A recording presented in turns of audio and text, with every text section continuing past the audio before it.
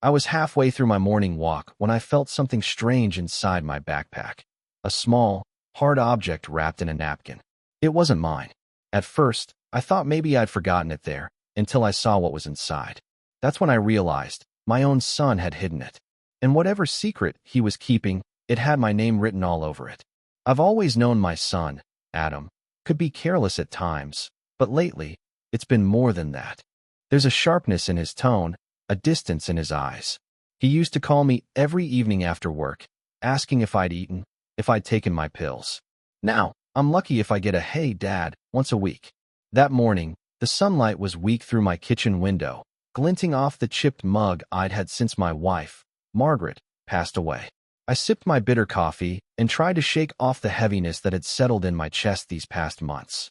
Ever since Adam and his wife, Claire, had moved into the new house, they'd become strangers. They'd told me I could stay in my old home, that they'd handle things from now on. The way Claire said it, with that polite smile that never reached her eyes, made me feel like a burden she had to manage. Still, I wanted to believe my son had good intentions. Until that afternoon, I was sitting on the park bench near the river, feeding the pigeons, when I reached into my backpack for my wallet. My fingers brushed against something unfamiliar, a small, hard object wrapped in a folded napkin. It was wedged deep inside one of the side pockets. For a moment, I thought maybe I'd forgotten it was there. But when I unwrapped it, my heart froze. It was a small USB drive. Not mine. No label, just a plain black stick, scratched at the edges as if it had been handled roughly. And tucked beside it, $100 bill, crisp and new. I stared at it, the confusion settling in like cold fog. Why would that be in my backpack? My memory isn't as sharp as it once was, but I know what I put in that bag every morning. A book, a bottle of water, my keys, a pack of tissues. Nothing more. Then, I remembered something. The night before, Adam had stopped by. He'd said he needed to borrow my ladder from the garage. He'd been oddly tense, avoiding eye contact, rushing through the conversation. He'd set my backpack on the table to move a box. That's when it must have happened. A part of me wanted to believe it was nothing. Maybe he dropped it there by accident. But another part, the one that's learned to see through silence and small lies, knew better. I turned the USB over in my palm. It wasn't about the drive itself. It was about what it represented. A secret, a deliberate act. That evening, I didn't confront him. I didn't even call. Instead, I placed the USB back in its napkin, along with the bill, and zipped my backpack shut. For the rest of the night, I sat in my armchair, the television flickering uselessly in the background, thinking about what could possibly be on that drive. Documents? Photos? Something illegal? When you're an old man, people think you don't notice things. That you're slow, harmless, invisible. They forget that age doesn't dull your instincts. It sharpens them. So, I decided I wouldn't ask. I would wait. And when the time came, I'd return the favor, quietly. The next morning, I slipped the drive and the bill into a small envelope, and on my way to visit Adam's house, I tucked it neatly into the top drawer of his nightstand. He would find it soon enough. And when he did, he'd realize that I notice everything. 2 days passed before Adam called. His voice was clipped, almost rehearsed, like he was trying to sound casual, but forgot what normal sounded like. "Hey, Dad, did you stop by the house this week?" The pause after his question told me everything. He'd found it. The envelope. I smiled faintly, though he couldn't see it. "I did," I said, keeping my tone light. "Dropped off that wrench you asked for last time." He didn't reply right away. I could hear the faint rustle of paper on his end, maybe the sound of him opening the drawer again, making sure he hadn't imagined it. "Oh, right. The wrench. Yeah, thanks." Then silence. Just the hum of his air conditioning and the weight of all the things he wasn't saying. I leaned back in my chair, feeling the ache in my knees flare up as I shifted. There was something satisfying about how small the exchange was. A single sentence that unsettled him. Not anger. Not revenge. Just quiet awareness. That's what people never understand about getting older. You don't need to raise your voice to be heard. Sometimes silence echoes louder. Later that evening, I took a slow walk through the neighborhood. The autumn air carried that dry, metallic smell of leaves starting to rot. I passed familiar faces. Mrs. Turner from across the street, still watering her roses as if it were July, and tried to look like any other old man killing time before sunset. But inside, my mind was spinning. What had my son dragged me into? Why hide something in my bag? The next morning, I decided to find out. I took a bus downtown to the small computer repair shop I used to visit when Margaret's laptop acted up. The owner, Daniel, was a patient man with kind eyes and a habit of speaking softly, as though afraid of scaring his customers away. When I walked in, he looked surprised. "Mr. Harris, been a long time. How's retirement treating you?" "Quiet," I said, handing him the USB. "I found this. Wondered if you could tell me what's on it." He nodded and plugged it into his computer. The hum of the machine filled the silence as the files loaded. His brow furrowed almost immediately. "Sir," he said carefully, "these are financial documents. Bank transfers, wire receipts. A lot of money moving through accounts, but none of them have your name." I felt a cold pulse travel through my chest. "Whose names?" He hesitated. "One of them says Adam Harris. Another, Claire Henderson. That's your daughter-in-law, right?" For a long moment, I couldn't speak. Claire always had a taste for things slightly out of reach. Designer handbags, vacations she never paid for, and that smug way she'd smile when she thought no one was watching. I used to think it was just vanity. Now it felt like a warning I'd ignored. Daniel looked at me cautiously. "Should I print these out?" "No," I said. "Thank you, Daniel. That won't be necessary." I walked out with the faint buzz of city noise in my ears. My son's name, his wife's, hidden money. It wasn't about the USB anymore. It was about trust, about realizing that the people you love most can use your blindness as cover. That night, I sat by the window, watching the rain streak down the glass. A memory of Margaret came back to me, her soft voice telling me, "Don't fight the storm, Robert. Let it show you where to stand." She was right. I wouldn't fight. I'd wait. I'd let them reveal who they truly were. And when they did, I'd be ready. Because this time, I wasn't just an old man with failing knees and too much time. I was a father who'd been underestimated one time too many. And they had just handed me the first thread of their own undoing. 3 nights after the discovery, I stood by my window again, lights off, the cold air creeping through the cracks of the old frame. Across the street, Adam's car pulled into his driveway. The headlights cut through the darkness like knives. He sat there for a while, the engine still running. Even from here, I could tell something was wrong. His hand moved to his face, a slow, tired gesture. Then the light went out, and the night swallowed him whole. He hadn't come by in days. Not a text, not a call. The distance was louder than words. I'd returned his secret, and now he didn't know what I knew. That kind of uncertainty eats at a man. The next morning, I went for my usual walk, slow steps, same route. But this time, I passed his house deliberately. The curtains were drawn. The one window on the second floor was cracked open. Voices spilled through it, muffled but sharp enough to carry meaning. Claire's voice came first, sharp and brittle. "You said you handled it. What if he saw something?" Then Adam's, lower, strained. "I told you, I didn't leave anything. He doesn't know what's on that drive." I froze mid-step, pretending to tie my shoe. My pulse thudded in my ears. Claire's laugh was hollow. "You're naive, Adam. He's old, not stupid. If he figures out where the money came from." Her voice cut off abruptly. Maybe she saw the shadow through the window. Maybe she just realized she'd said too much. Either way, the silence that followed was worse than the argument. I straightened up and kept walking, my cane tapping the pavement.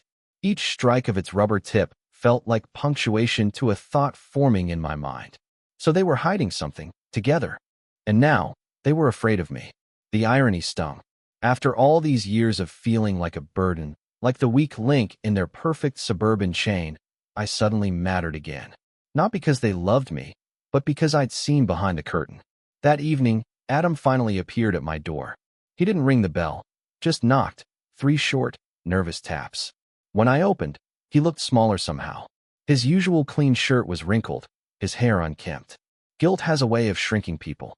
"Dad," he said quietly, "I wanted to check on you. Make sure you're okay." "I'm fine," I replied, stepping aside. "Come in." He hesitated before crossing the threshold, as if my living room had become dangerous ground.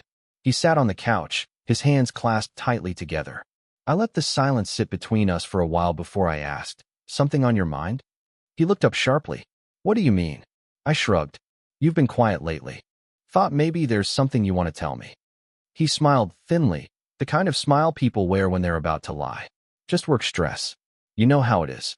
I nodded. Of course, work.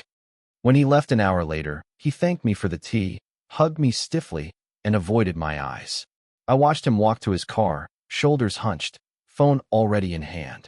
Not 5 minutes later, I saw the faint glow of his car parked around the corner. He was talking to someone. I didn't need to guess who.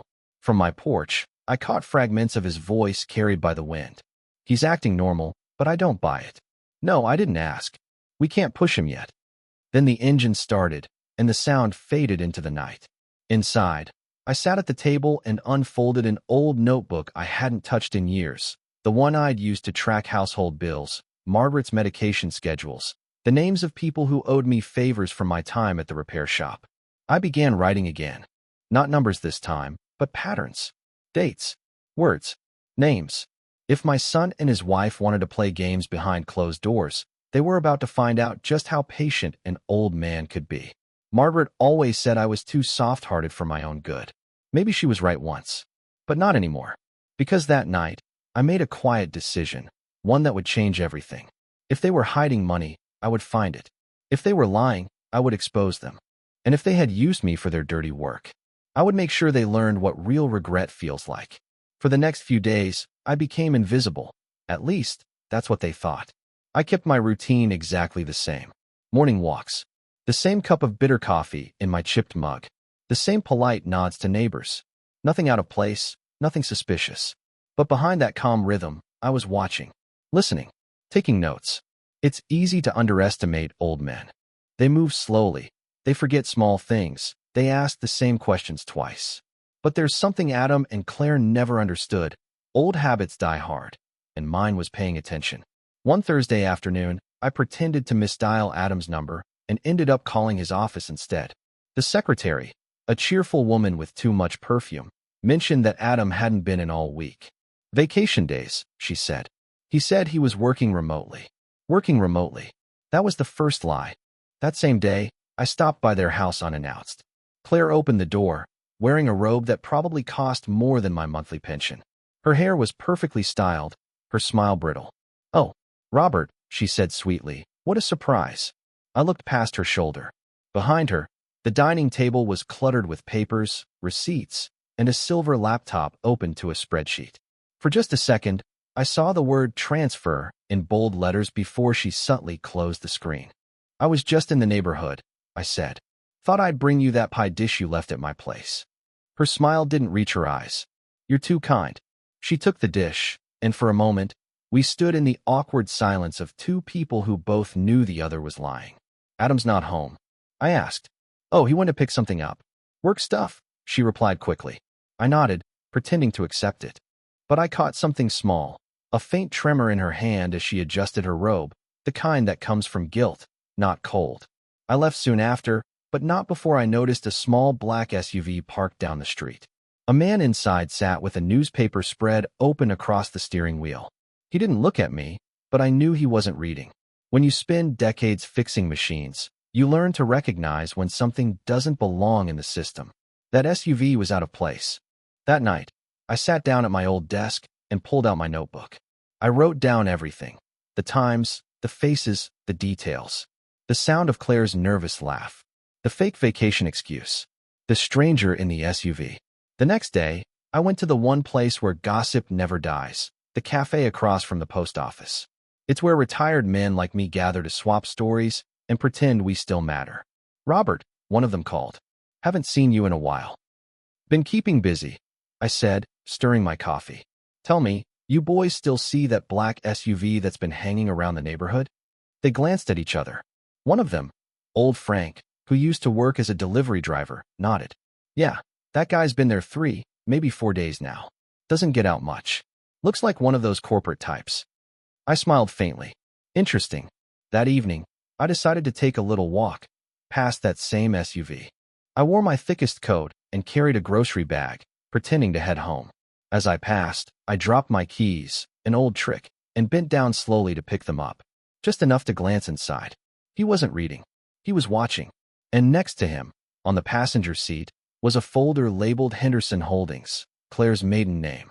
When our eyes met, he looked away too quickly. A rookie mistake. I said nothing, just nodded politely. The the way old men do when they don't want trouble. Then I walked on, my heart pounding quietly in my chest. By the time I reached home, I already knew what I had to do. If Adam and Claire were moving money under false names, someone else was involved. Maybe the man in the SUV. Maybe more. And if they thought I'd stay quiet out of confusion or fear, they'd learn soon enough that I had my own ways of digging for truth. So I pulled open the bottom drawer of my desk and found an old flash drive I hadn't used in years. I plugged it into my computer and began making copies of every document Daniel had shown me. I didn't know yet what the full picture was, but I knew this. If they were building a web of lies, then I, Robert Harris, was already inside it. And I wasn't planning to escape. Not yet. The next morning, I woke up earlier than usual. My mind was restless, the kind of restless that doesn't fade with sleep. The plan forming in my head wasn't about revenge, not yet. It was about clarity, about truth. I brewed a pot of coffee, poured myself a mug, and sat down at my old wooden table with the USB I'd copied the files onto. I reviewed them one more time, slowly, as the light of dawn filtered through the curtains. There were at least 6 bank accounts, all linked through transfers that seemed carefully timed. Each transaction was small enough to avoid attention, but together, they formed a pattern. Adam and Claire weren't just hiding money, they were laundering it. I felt my stomach twist. It wasn't just disappointment now, it was betrayal in its purest form. My son, the boy who once asked me how to ride a bike, who used to bring me drawings of Super Dad, had turned into someone who thought he could deceive me. But if he believed I was blind, I would make sure he kept thinking that. That afternoon, I called Adam. "Son, I think I might have messed up my computer again," I said, adding a little uncertainty to my tone. "Mind coming over to help me out?" He agreed too quickly. When he arrived, I noticed the way his eyes darted around the room, as if searching for signs of what I knew. He was jittery, smiling too wide. "What's the issue, Dad?" "Oh, it's running slow," I said, gesturing to the screen. Maybe I clicked something wrong. He sat down, shoulders tense, scanning my desktop. I deliberately left a few open tabs, old photos, a weather site, an empty folder named Bills_2024. Innocent, harmless. But on a separate flash drive plugged into the back of the computer, I'd hidden a little surprise. A copy of one document, one transaction showing his name and Claire's. When he noticed it, his breathing changed. He froze for a second too long. "Everything looks fine," he finally said, closing Windows quickly, too quickly. "You just need to restart it." "Ah," I said softly, pretending not to notice. "Thanks, son." He left soon after, saying he had errands to run. But as soon as his car disappeared down the street, I opened the curtain slightly, and there it was again. The black SUV. Only this time, the man inside wasn't pretending to read. He was on the phone, looking directly at my house. I realized then, I wasn't just being watched. I was being monitored. That night, I took a short walk down to the lake, the one Margaret and I used to visit every Sunday. The moonlight rippled across the surface, calm and steady. I stood there for a while, my reflection trembling in the water. When I returned home, there was a faint scratch at my doorframe, a mark that hadn't been there before. Subtle, but deliberate. Someone had been inside. I checked my study.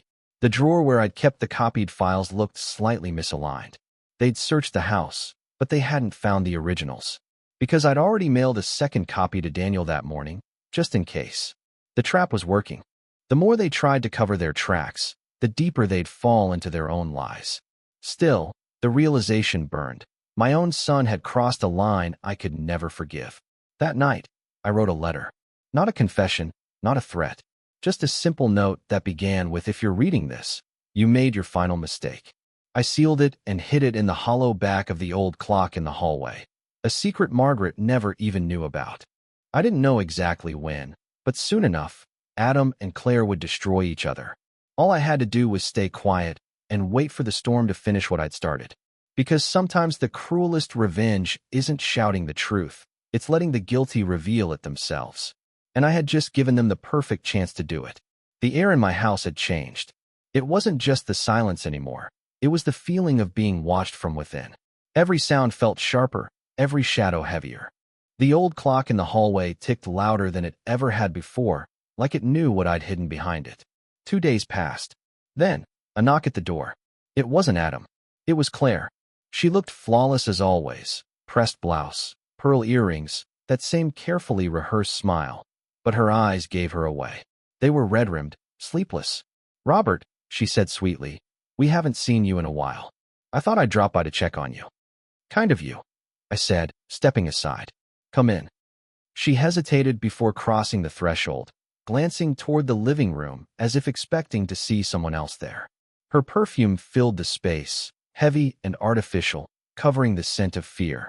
She talked about nothing: weather, renovations, Adam's work. Her voice trembled whenever she mentioned his name. Then, after a pause, she leaned forward. "Robert, have you seen anything strange lately? Maybe misplaced something?" I looked at her, letting my eyes soften the way only an old man's can. "Strange? No, can't say I have. Unless you count the world getting quieter every year." She forced a laugh, but her fingers twisted around the strap of her handbag. "You know, sometimes people misunderstand things. Especially older people. I just hope." "Hope what?" I interrupted gently. Her mask cracked. Just for a second, I saw the panic underneath.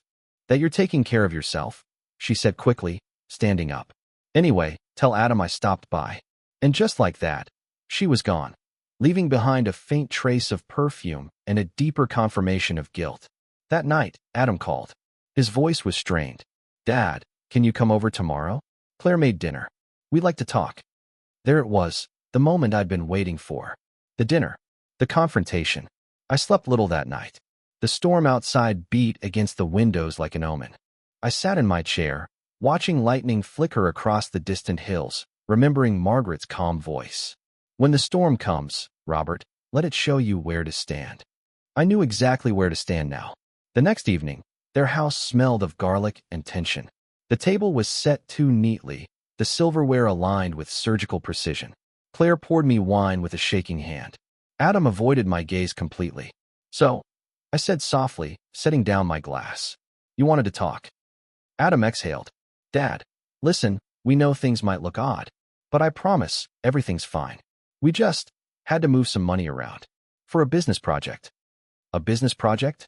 I repeated, arching an eyebrow. Claire jumped in. "Yes, an investment. Perfectly legal." I nodded slowly, pretending to believe them. "And the man sitting in the black SUV, does he work for your business too?"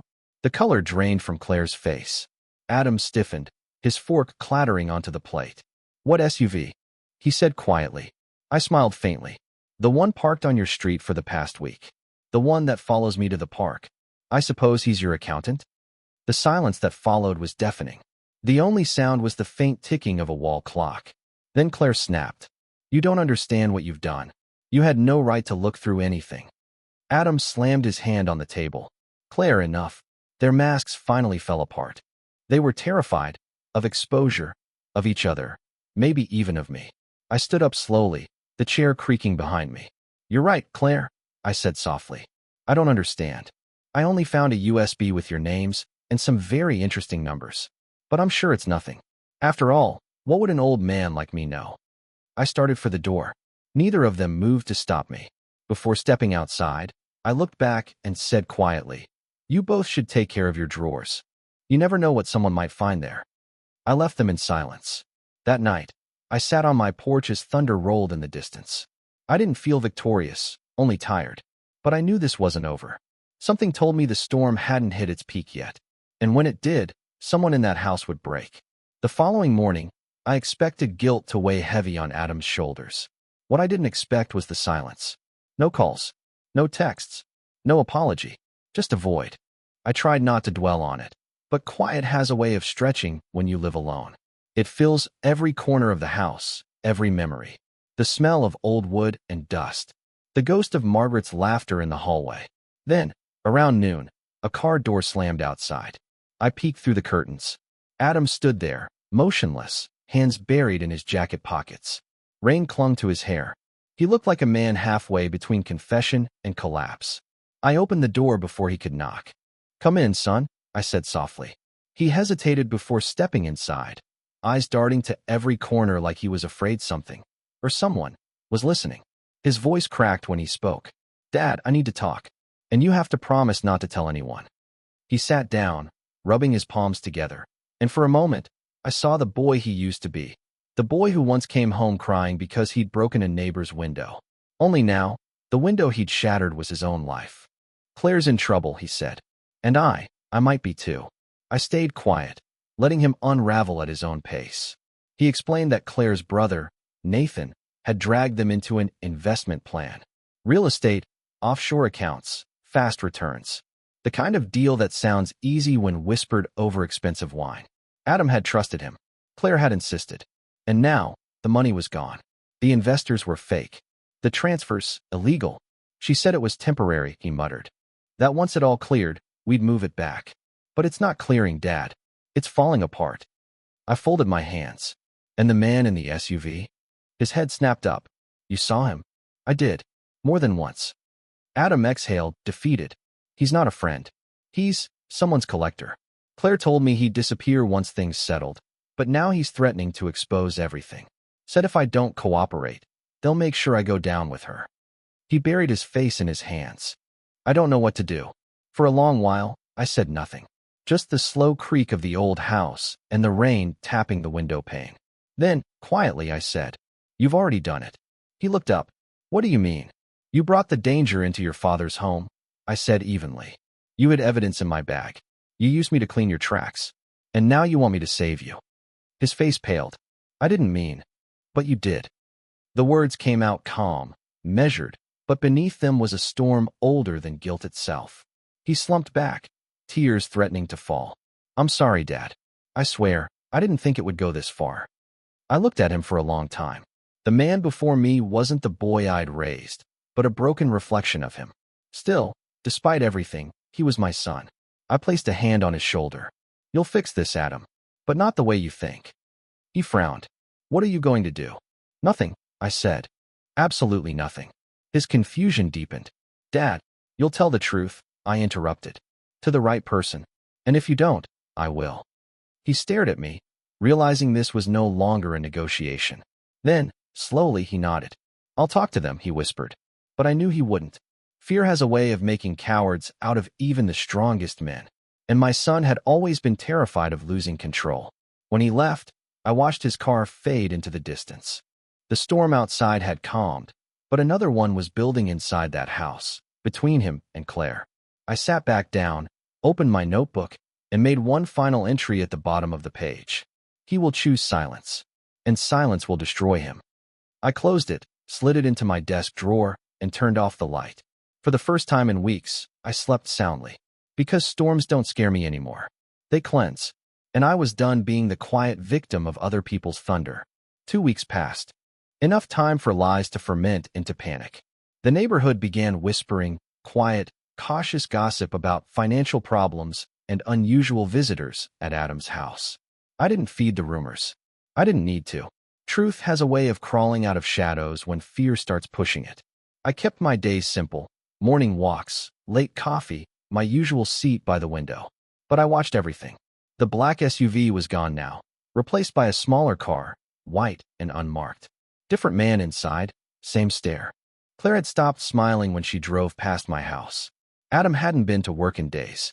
The storm was reaching its peak. Then, one evening, it happened. A police car stopped in front of their driveway.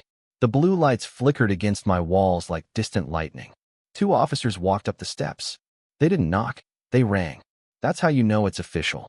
I didn't need to hear what they said. I could read the story in the way Claire's body stiffened, the way Adam froze mid-step at the door. The moment the papers were handed to him, his knees almost gave out. Claire tried to speak, but the words died behind her teeth. The officers left 15 minutes later, taking a folder with them. When the door closed, Claire turned on Adam with fury that shook even me from across the street. She pointed, shouted, pushed. He just stood there, head down, a man whose world had finally collapsed under the weight of his own hands. I should have felt satisfaction. Instead, I felt pity and something colder. That night, there was another knock. This time at my door. Adam. He looked like he hadn't slept in days. His face was hollow, his clothes wrinkled. He didn't ask to come in. He just stepped inside, trembling. They know, Dad, he said. Someone tipped them off. I met his eyes. And you think it was me? He hesitated. His throat worked before he finally whispered. Was it? I poured him tea, The same kind Margaret used to make when he was a boy. You told me you'd fix it, I said calmly. You didn't. He stared into the cup, his reflection trembling in the brown liquid. They're going to arrest Claire. I said nothing. She blames me. Said I was careless. Said you, he stopped. She said you've been meddling. I leaned forward. She's half right. I meddled the moment you made me part of your lies. His eyes widened, realization dawning like sunrise through fog. You? I didn't expose you, Adam, I interrupted. I protected you. I made sure only her name was tied to the missing money. You'll have questions to answer. Yes, but not prison. He blinked rapidly, struggling to understand. You changed the files? I nodded. Daniel helped. There's a difference between revenge and justice, son. One destroys both sides. The other just evens the weight. Tears welled in his eyes. Why? After everything I did, why would you do that? I looked toward the photograph on the mantel, Margaret's gentle smile frozen in time. Because your mother wouldn't forgive me if I didn't. He buried his face in his hands. The sound that escaped him wasn't quite a sob, but close. I don't deserve you, he whispered. No, I said quietly. But maybe one day, you'll earn me back. When he left, dawn was breaking. The police car returned hours later, but this time, they only took Claire. Adam stood on the porch, staring at the ground, his hands shaking. I watched from my window, not with triumph, but with a strange, aching calm. He had broken, yes. But maybe in breaking, he'd finally start to rebuild the man he once was. And as the sun rose higher, painting the world in soft gold, I whispered to the empty room. It's over, Margaret. He's learning. The days that followed were strangely peaceful. The tension that had hung over the neighborhood for weeks began to dissolve like morning fog. The police cars stopped coming. The strange men stopped watching. Even the birds seemed to return to the trees outside my window, as if they too had been waiting for calm to return. Adam's house, though, was different. Quiet. The kind of quiet that comes after a storm. Not the peaceful kind, but the hollow one.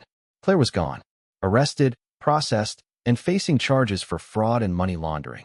Her name made the local paper for a single morning before fading into the endless tide of new scandals.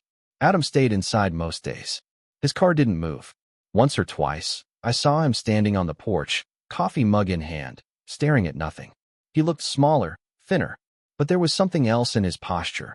A weight lifted, maybe. Guilt reshaping itself into regret. A week later, he came to see me again. No words at first. Just a quiet nod and a slow exhale as he sat down in my kitchen. I poured us both tea, black, no sugar, the way Margaret liked it. I went to see Claire, he finally said. I looked up. How was she? He shook his head slowly. Angry. Not at me, not exactly. More at herself. She said she thought she could outsmart everyone, that I was too soft to stop her. A faint, sad smile touched my lips. Softness isn't weakness, Adam. It's control. You just forgot the difference. He nodded, his eyes glistening. I'm trying, Dad. To fix things. To start over. I sold the house, paid off the debts, closed the accounts. I don't have much left, but I can live with that. I watched him for a moment. His hands trembled slightly as he lifted the cup. I remembered those same hands years ago, small and sticky with jam, tugging at my sleeve to show me his latest Lego creation. How's work? I asked. I quit, he said quietly. Didn't feel right walking into that office pretending everything was normal. I nodded. Good. Sometimes starting again means walking away first. He smiled faintly. You always sound like Mom when you say things like that. We sat in silence after that. The kind of silence that doesn't hurt anymore. When he left, I walked him to the porch. The sun was setting, bathing the street in warm, forgiving light. He paused before getting into his car. Dad, he said, how did you know what to do? How did you stay so calm? I looked at him, really looked, and saw not the broken man he'd become, but the boy he once was.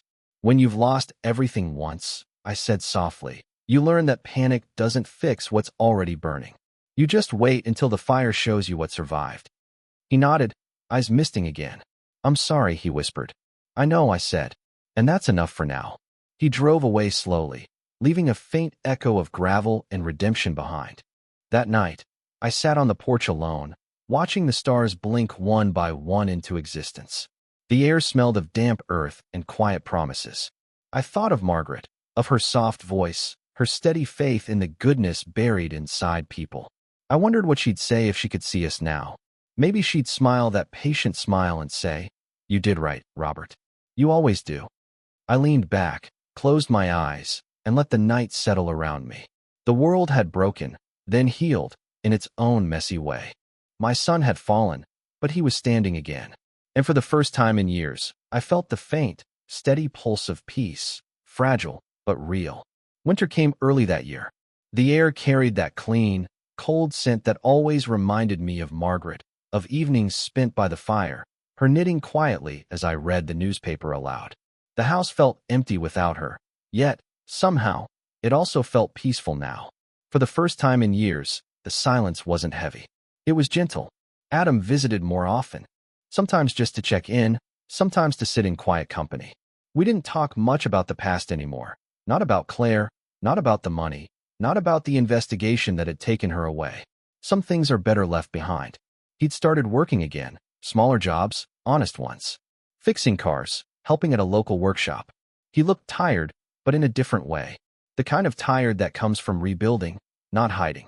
One evening, as we sat watching the snow begin to fall, he said, "Dad, I've been thinking about Mom.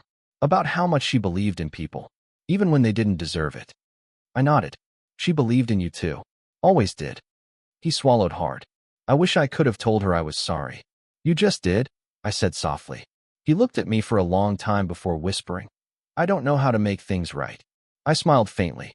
"You already have, son. You survived." After he left that night, I sat by the window, watching his car disappear into the snow. I reached for my notebook, the same one I'd kept through everything, and tore out the last page. On it, I wrote a single line.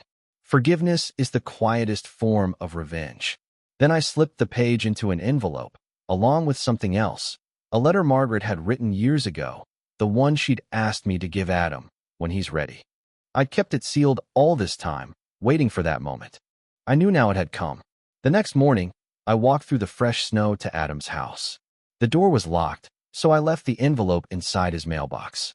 No note, no explanation, just the weight of what needed to be found. 3 days later, he came by. No words at first, just tears. He hugged me tighter than he had in decades. "She told me to forgive myself," he whispered.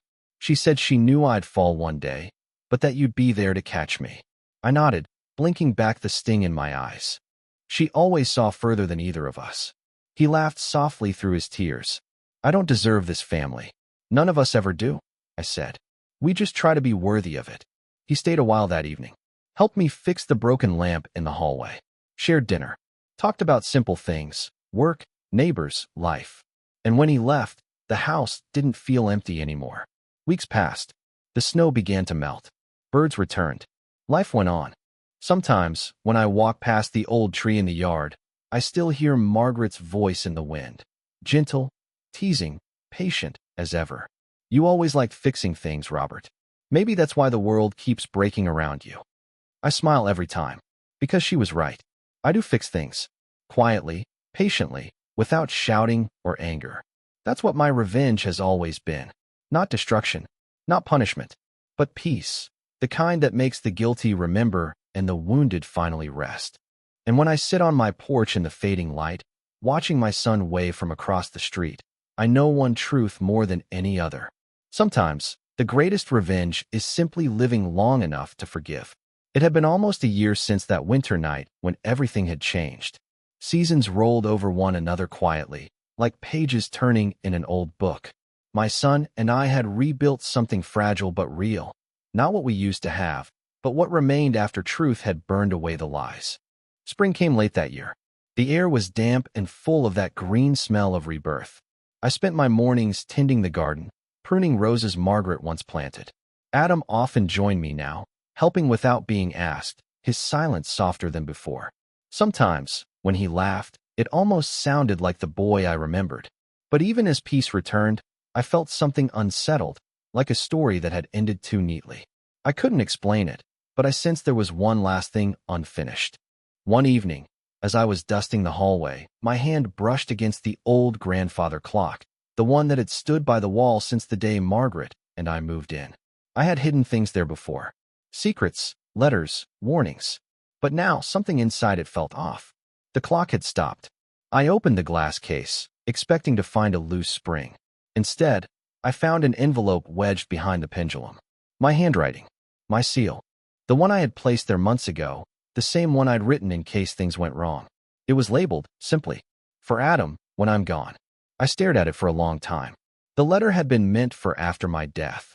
A confession, an explanation, a map of every quiet act I'd taken to protect him. But now, standing there in the fading light, I realized I wasn't supposed to die with that truth unspoken. So I sat down at my desk, unsealed the envelope, and began to write anew. "Adam," I began. "If you're reading this, it means I didn't get to tell you everything I wanted to say. So I'll say it now, while I still can." I told him how I'd seen the truth before he even realized he was trapped. How I'd known about the missing money long before he confessed. How I'd altered the documents, not to punish, but to redirect the blame to where it truly belonged. I told him about the man in the SUV, the copies, the letters I'd sent to protect him if I ever disappeared. But then, I wrote something I hadn't written before. "I forgave you long before you asked for it. Because that's what love does. It endures betrayal the way old wood endures the years. It cracks, but it doesn't break." And at the bottom, I added one final line. "You are still my son, and you always will be." I sealed the new letter, replaced the old one, and tucked it back into the clock. This time, not as a secret, but as a promise. The next morning, I invited Adam over for breakfast. He looked tired from work, but there was a steadiness in him now, a man rebuilding himself, brick by brick. As we ate, I pointed to the clock. "Still works after all these years," I said casually. "Even hides a few memories." He smiled faintly. "Like what?" "Oh, you'll see one day," I said with a wink. He laughed, shaking his head. "You're still keeping secrets, huh?" "Not secrets," I replied. "Just lessons. And time always knows when to reveal them." After he left, I sat alone again, watching the morning light stretch across the floorboards. The house felt warm, alive. Outside, I could see him through the window, helping Mrs. Turner carry her groceries. He was smiling. For the first time in a long while, that smile reached his eyes. I closed mine and breathed deeply. The scent of blooming lilacs drifted through the open window. The world, in its quiet way, had healed. And maybe that was the real revenge after all, not seeing others suffer, but watching them finally understand. Watching them grow. Because sometimes justice doesn't come from fire or anger.